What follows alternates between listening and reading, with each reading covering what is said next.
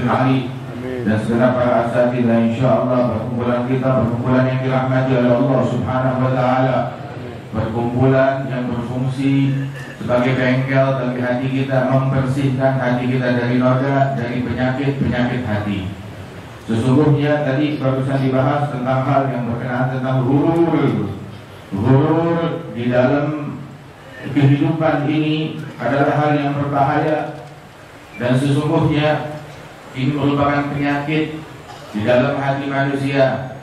Tertipu dengan apa yang sudah dia lakukan, tertipu dengan apa yang dia punya, tertipu dengan apa yang dia miliki, ataupun yang dia kira dia miliki.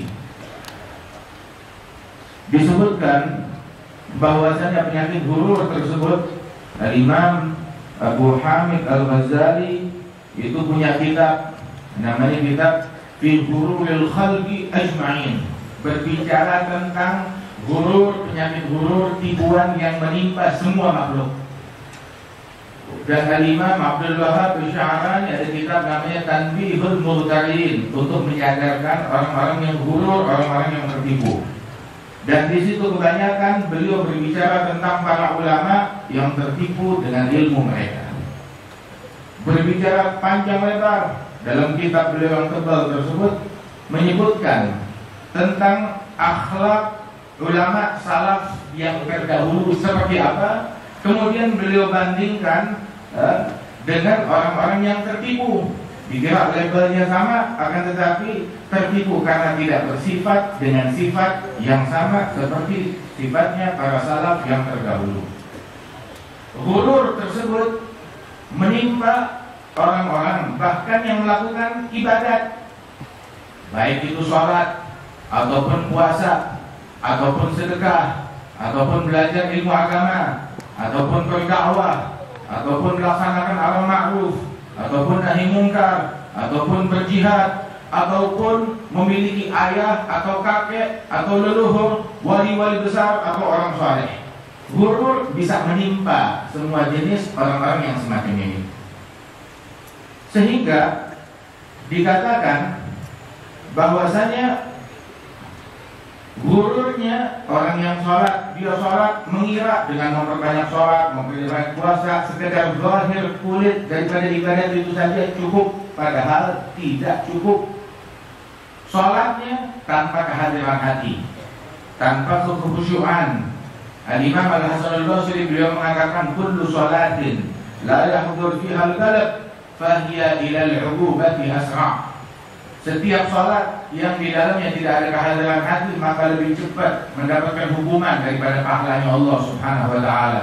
Dan orang tersebut dia mengira sekedar memperbanyak sholat, kulitnya sholat, tanpa dia menyelami batin daripada sholat tersebut, dikiranya sudah cukup. Allah Ta'ala berfirman tentang orang-orang yang sholat akan tetapi jauh daripada hakikat sholat. Fawailul lil musallin alladzina hum an salatihim sahun. Neraka wail bagi orang yang sholat yang lalai di dalam sholatnya, yang lupa, yang lalai di dalam sholatnya. Tubuhnya sujud akan tetapi hatinya menyombongkan diri. Tubuhnya sujud tetapi otaknya berpikir, otaknya masih netron. Dikiranya lagi sholat, otaknya gak masih netron. Otaknya sama harta, otaknya sama politik, otaknya sama tahta, tubuhnya sujud. Begitu. Dikiranya sujud kepada Allah Subhanahu wa ta'ala, enggak tahunya dia sujud kepada nafsunya. Waliyadzubillah min dzalik. Saudara-saudara sekalian, disebutkan di dalam hadis tentang 3 orang, yang mana 3 orang ini mereka melakukan amalan-amalan yang zahirnya bagus, hebat, dan baik, tetapi mereka hanya fokus kepada fisik amalan tersebut tanpa menyelami tujuan dan hakikatnya. Dan tahu apa yang mereka dapat? Awal man tusa'ab bihimun nar haulai salah. Yang pertama dibakar di dalam api neraka adalah 3 orang ini. Siapa? Yang pertama adalah seseorang ulama. Yang kedua adalah orang yang dermawan, penderma, selalu bersedekah. Yang ketiga adalah orang yang berjihad. Ini kan luarnya bagus, ulama. Apa yang lebih mulia, yang lebih hebat? Orang yang dermawan, berinfak, sedekah. Ada lagi satu lagi, orang yang berjihad. Ini semuanya orang hebat. Tetapi karena mereka gurur, tertipu di dalam fisik ibadat yang mereka kira baik itu, mereka tertipu dengan zahirnya saja, sehingga mereka lalai akan adab dan batinnya. Justru mereka menjadi orang yang pertama dibakar di dalam api neraka. Yang pertama adalah ulama tersebut. Ditanya oleh Allah Ta'ala, apa yang kamu lakukan dengan ilmumu? Dibilang, saya amalkan, saya dakwah, saya ngajak orang, saya ini, saya itu. Dibilang, kadzabta, kamu dusta. Tapi kamu punya ilmu, kamu pakai ilmu tersebut untuk mencari duniawi, sehingga diperintahkan seret dia di dalam api neraka. Yang satu lagi dia dermawan, hartamu kamu pakai buat apa? Untuk berinfak, dibilang dusta. Tapi kamu pakai hartamu tersebut, kamu infakkan agar kamu dipuji, dibilang kamu dermawan, kamu riya, masukkan ke dalam api neraka. Yang satu lagi dia berjihad, dibilang dusta. Tetapi kamu melakukan perjuanganmu, biar dibilang kamu pemberani, jagoan, hebat, masukkan ke dalam api neraka. Fahaula, kata Rasulullah, awwal man tusa'ar fihimun nar. Mereka adalah orang yang pertama dibakar di dalam api neraka. Wa 'alimun bi'ilmihi lam ya'malan mu'adzabun min qabli 'abidil wathan. Sesungguhnya orang alim yang tidak mengamalkan ilmunya mu'adzab min qabli 'abidil wathan, disiksa sebelum penyembah berhala. Orang alim yang tidak mengamalkan ilmunya. Bahkan Rasul SAW menyebutkan, anak min ghairi dajjal akhwafu alaikum minad dajjal. Selain daripada dajjal, ada yang lebih aku khawatirkan, menyesatkan kalian lebih daripada dajjal. Siapa ya Rasulullah? Kata sahabat, ulama usul, ulama yang jahat. Waliyadzubillah min dzalik. Ini Rasulullah yang menyebutkan. Bahkan di dalam hadis, asyaddun nas azaban alim. Orang yang paling dahsyat siksanya di hari kiamat, alim. Orang alim begitu, lam yanfa'ullah bi'ilmih, yang ilmunya gak manfaat. Waliyadzubillah. Dan sesungguhnya ketika dia menganggap dengan amalan-amalan yang zahir ini cukup, maka dia telah ghurur, telah tertipu.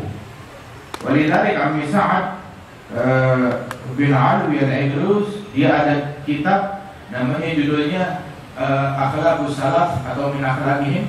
Itu dalam kitab tersebut beliau bukan bikin sesuatu yang baru, tetapi hanya ngambil potongan dari kitab Tanbihul Muhtarin. Dia ambil, ini kitab unik, dia cuma ngambil judul setiap fasal dari kitab Tanbihul Muhtarin.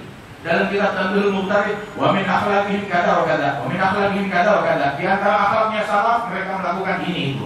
Di antara akhlaknya salaf ini dan itu. Cuma judulnya doang, ada ratusan judul. Bilang judulnya aja, kalau kamu renungin itu bakal memberikan manfaat kepada engkau.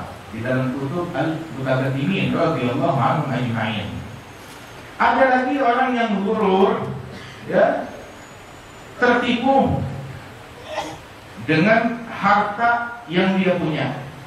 Dibilang sesungguhnya harta tersebut baik kalau kita gunakan di jalannya Allah Subhanahu wa ta'ala.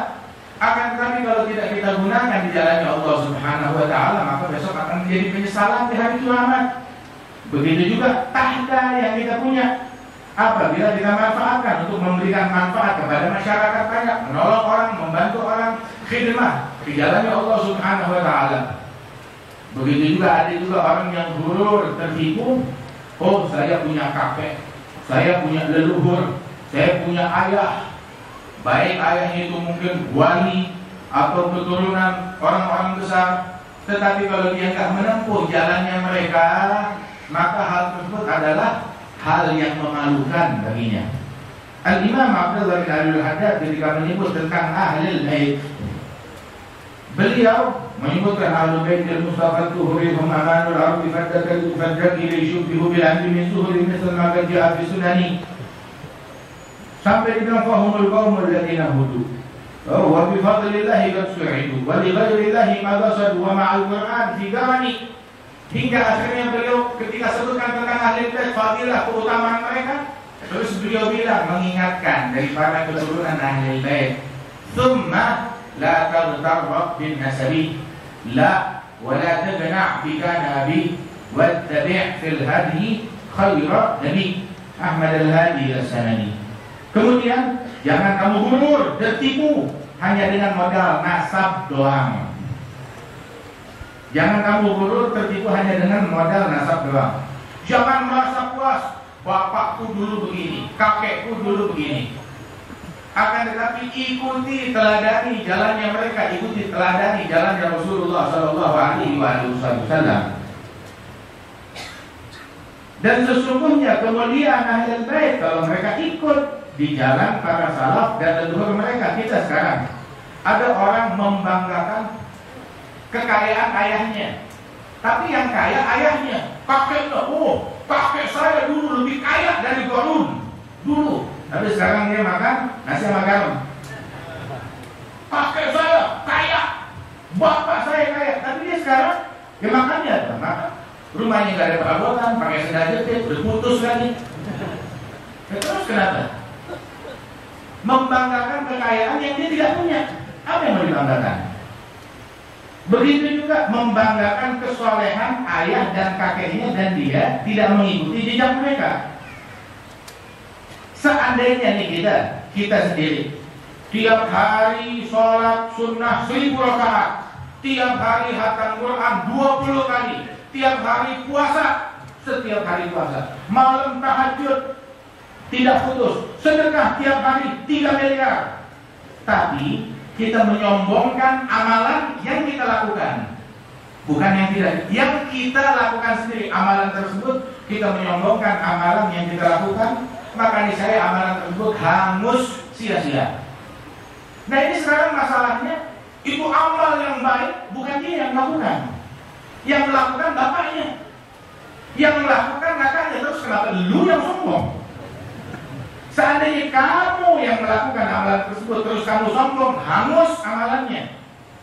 Dan ini lebih bodoh lagi, yang melakukan ayahnya dan kakeknya terus dia yang sombong, mengira dia dapat kemuliaan. Seandainya dia melakukan, dia yang sombong, ini saya akan hangus. Apalagi yang melakukan orang lain, dia menyombongkan amalan yang dilakukan oleh orang lain. Siapa yang lebih bodoh daripada orang yang semacam ini? Waliyadzubillah min dzalik. Iyyaka wal qawl al jahul ana wa anta duni fi nasabi. Dia bilang berhati-hati dari ucapan orang bodoh yang mengatakan saya begini, saya begitu, kamu di bawah saya di dalam nasab. Abi, jadi ayahku, kakekku, tapi dia nggak ngikutin jalan tersebut. Ini ucapan orang bodoh. Kata Imam Abdullah bin Al-Haddad, laisal fata man qala abi walakin al-fata man qala ha anada. Pemuda yang sejati bukan yang bilang bapakku. Itu mah apa namanya? Anak kecil yang begitu. Tetapi pemuda yang sejati yang bilang saya berbuat seperti mereka. Sampai dikatakan Habib Salim bin Abdullah bin Umar Syadri bilang keturunan orang soleh mereka punya juga 3 pilihan. Imma sabiq wa imma lahiq wa imma mahiq. Menjadi sabik, membalap ayahnya, menjadi lebih baik dari ayahnya, menjadi lebih baik dari kakeknya. Bukan nggak mungkin, bisa. Di antara mereka yang lebih baik daripada salafnya, artinya membalap para salafnya, seperti Habib Ali bin Muhammad Al-Habsyi, seperti Habib Abdullah bin Abdul Haddad, seperti Habib Abi Bakar bin Abdullah bin Talib, seperti Abdullah bin Husain bin Tahir, fulan, yang mana mereka ini membalap secara umum para salafnya. Di antara mereka yang tidak bisa menyamai atau membalap salafnya, tetapi ngikut di belakang salafnya. Jadilah kita orang yang demikian juga, yakni salik, mengikuti jalan mereka. Wa imma mahik, tahu mahik, yang mengikis habis jalan para leluhurnya. Dia nggak ngikut di jalannya mereka, malah dia menyimpang dari jalannya mereka. Dan kebanyakan orang yang seperti itu. Imam Al-Haddad ketika beliau menceritakan tentang perjalanan para salaf, terus bercermin melihat keadaan para orang-orang yang ada di zaman sekarang, beliau bilang bahwasanya zahabu para salafku sudah pergi, sudah meninggal dunia. Waja'at khulufun khalafu sunnatan man tawalla. Datang penerus pengikut yang menyimpang daripada jalan para pendahulu mereka. Na'udzubillah. Ada sebagian cucu dari kaum sholihin, dia memimpikan ayahnya dan kakeknya. Dalam mimpinya dia bilang, wahai ayahku, wahai kakekku, ni'mal jad antum. Sebaik-baiknya kakek adalah kalian, sebaik-baiknya leluhur adalah kalian. Maka si kakek bilang kepada anak yang menyimpang ini, wa bi'sal walad anta. Dan seburuk-buruknya keturunan adalah kamu. Kamu bilang saya sebaik-baiknya leluhur, tapi kamu menyimpang dari jalannya saya, kamu seburuk-buruknya keturunan. Waliyahzubillah min dzalik. Ada satu orang salaman dengan Imam Al-Haddad. Dia bilang, "Man, siapa nama kamu?" Bilang, "Ana fulan bin fulan. Saya anaknya fulan, si wali. Cucunya fulan, si wali.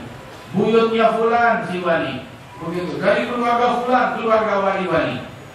Maka dijawab, kun anda, kun misal abik, au jaddik, au salafik, wa illa fa anda jubbah wa imamah wa surah, wa la syai' fi maqsurah. Jadilah seperti leluhurmu, salafmu, ayahmu, kakekmu. Kalau enggak engkau cuma kostum, jubah, imamah, cuma kostum, tong kosong, dalamnya kosong, enggak ada apa-apa. Na'udzubillah min dzalik. Al-Habib Ahmad bin Hasan Al-Attas, gurunya Al-Habib Ali. Habib Ali Fitan punya guru namanya Habib Ahmad bin Hasan. Ada Habib Ahmad bin Hasan, beliau bilang, "Ana la aghbitu waliyan wala sultana." Saya tidak iri dan tidak ngidam pengen jadi kayak pejabat ini, kayak sultan ini. Gak iri sama sekali, sedikit pun saya gak iri dengan apa yang mereka punya. Tetapi saya iri, kagum dan kepengen mengidam-idamkan seorang anak yang mengikuti jalan salafnya. Innama abdul ladzi yatba'u salaf. Yang ngikutin salafnya, itu yang saya iri dan saya mengidam-idamkan diri untuk bisa menjadi seperti mereka. Itu yang saya idam-idamkan. Kalau kita mau menjadi seseorang, jangan saya pengen punya tahta, saya pengen punya, bilang saya pengen ngikutin salaf. Saya mau ngikutin Al-Fatih Al-Muqaddam. Saya mau ngikutin Imam Abdul Rahman Segaf yang siang 4 kali hatam, malam 4 kali hatam. Saya mau ngikutin Syekh Habib Bakar bin Salim yang 40 tahun sholat subuh dengan wudu ihya. Saya mau ngikutin Imam Abdul Rahman bin Muhammad Al-Mashhur yang tidak masuk waktu sholat selama 40 tahun, melainkan dia udah di masjid.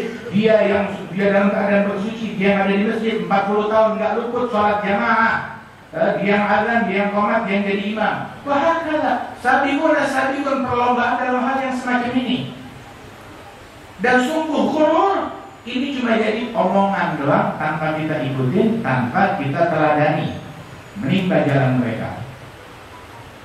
Dan dulu Al-Habib Ahmad bin Hasan Al-Attas, kalau ada keturunan Adawiyin Ahlul Bait Al-Habaib, mereka banyak bicara bawel urusan politik, urusan siasat. Wah, politik begini, politik begitu. Al-Habib Ahmad bin Hasan Al-Attas menegur mereka. Ini ucapan ini dinukil oleh Habib Ali bin Hasan Al-Attas.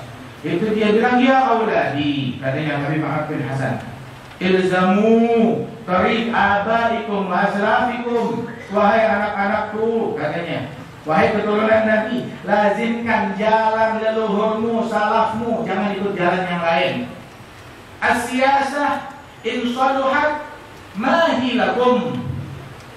Siasat, urusan perpolitikan, kalau itu menjadi baik, itu bukan milik kalian, bukan untuk kalian, bukan jalannya kalian. Seandainya itu buruk siasat tersebut, mahi alaikum, tidak akan membahayakan kalian. Selama kalian tetap ikutin jalan leluhur kalian, gak ada yang bisa membahayakan kalian. Urusan ini atau urusan itu, mau harga naik, fulan turun, gak bakalan mengganggu kita selama kita melazimkan jalan para salafus saleh radhiyallahu anhum ajma'in. Terbukti para salaf kita. Habib Ali bin Abdul Rahman Al-Habsyi ngalamin apa? Ngalamin zamannya Belanda, ngalamin zamannya Jepang, ngalamin zamannya Orde Lama, ngalamin zamannya PKI, ngalamin zamannya Orde Baru, begitu. Dan beliau tetap dalam keadaan yang sama, ucapannya nggak berubah, ucapannya tidak berubah, dakwahnya nggak berubah, metodenya nggak berubah, dan itu yang beliau lakukan. Radhiyallahu anhu warda. Dan inilah sikap orang-orang yang bersama Allah Subhanahu wa taala. Pergolakan duniawi tidak menipu mereka, tidak membuat mereka ghurur untuk meninggalkan jalan para salafus saleh radhiyallahu anhum ajma'in. Sampai Imam Ahmad bin Hasan al-Atas beliau bilang, "Wal siyasa rijaluha." Orang-orang politik mereka udah di jalannya sendiri. Katanya beliau, "Mastawahu fid dunya wala salimu min adzabil akhirah." Tidaklah mereka selam, bisa istirahat tenang di dunia, wala di akhirat mereka selamat dari siksa dari azab. Kita sibukkan dengan apa yang menjadi tugas kita di muka dunia ini, menjalankan haknya Allah, dekat dengan Rasulullah Shallallahu Alaihi Wasallam. Mudah-mudahan Allah Taala selamatkan kita dari ghurur, Allah Taala selamatkan kita dari penyakit-penyakit hati, dan Allah Taala tempuhkan kita jalan para aulia wassalihin, jalannya orang-orang yang diridhai oleh Allah Subhanahu Wa Taala. Amin ya rabbal alamin. اللهم اجعل جمعنا هذا جمعا مرحوما تفرقنا من بعده تفرقا معصوما ولا تجعل فينا ولا منا ولا معنا شقيا ولا محروما صلى الله على سيدنا محمد وعلى اله وصحبه وسلم. الحمد لله رب العالمين. السلام عليكم ورحمه الله وبركاته.